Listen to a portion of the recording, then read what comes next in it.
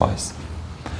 Masalan, qon tarkibida temir bor desa, qon tarkibida temir elementi bor deb tushunasiz.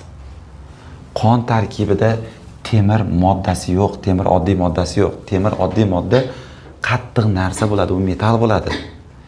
Qon tarkibida temir nimasi bor? Elementi bor deymiz. Tushunarlimi? Yoki soch tarkibida oltin bor desa, soch tarkibida oltin elementi bor bo'ladi. Tushunarlimi? Yoki suv tarkibida kislorod bor desak, suv tarkibida kislorod elementi bormi yo suv tarkibida kislorod moddasi bormi? Elementi bor. Tushunarli? Yoki bertolet tuzi, kaliy xlor O3 tarkibida xlor bor desak, elementi bormi xlor yoki moddasi bormi? Elementi bor bo'ladi. Tushunarli? Yoki margansovka, ikkinchi nomi kaliy permanganat. Kaliy permanganat tarkibida marganez bor desak, bu ham elementga taalluqli bo'ladi.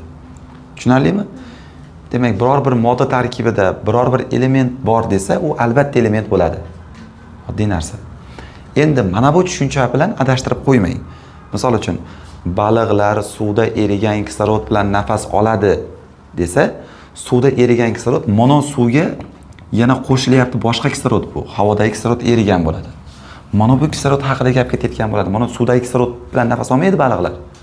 Baliqlar suvda erigan kislorod, ya'ni mana bu qo'shiladi-ku suvga. Suvda ozgina gaz bo'lsa ham suvda kislorod eriydi. Mana shu haqida gapirayotgan bo'ladi. Bu oddiy modda bo'ladi. Tushunarlimi? Hozir oddiy moddalarni ham xossalarini yozib beraman. Eslab qolasiz. Demak, suvda erigan kislorod nima ekan bu? Modda ekan.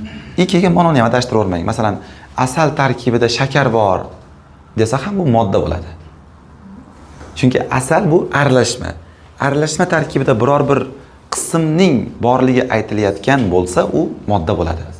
Asal tarkibida shakar bor desa, bu murakkab moddaga to'g'ri keladi. Tushunarlimi?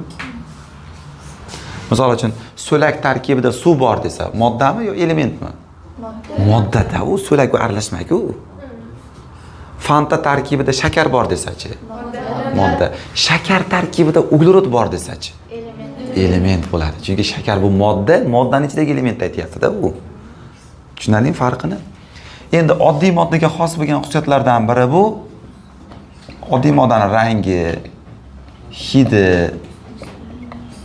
ta'mi, ya'ni fizik ko'rsatkichlari oddiy moddaga xos bo'ladi. Ikkinchisi eruvchanligi, zichligi.